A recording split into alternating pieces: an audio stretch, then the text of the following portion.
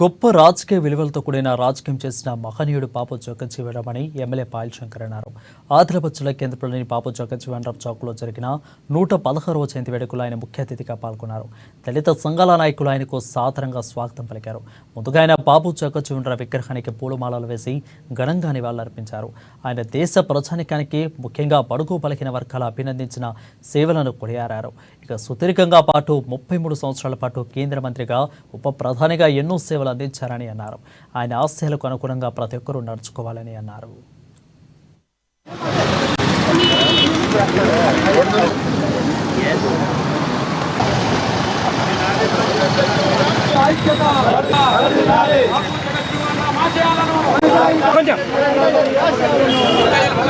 జగజ్జీవనరామ్ ఆశయాలను బాబు జగజ్జీవనరామ్ ఆశయాలను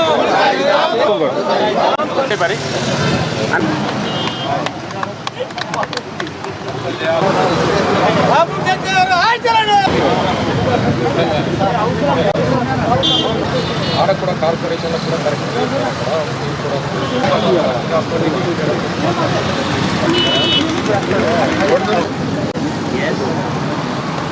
నూట 16వ బాబు జగజ్జీవనరామ్ జయంతి సందర్భంగా ఆదిలాబాద్లో ఆయనకు ఘనంగా నివాళులర్పిస్తూ 27 సంవత్సరాల వయస్సులోనే శాసన మండలి సభ్యుడిగా ఎన్నికై ఈ దేశంలోనే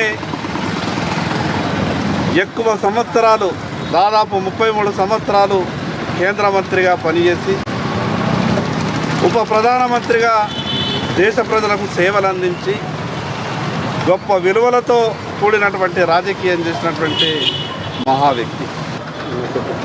నా దళిత సోదరులందరికీ విజ్ఞప్తి చేస్తున్నా, బాబు జగజ్జీవనరామ్ గారు భౌతికంగా మన మధ్యన లేనప్పటికీ ఆయన ఆశయాలకు అనుగుణంగా ఆయన ఆలోచనలకు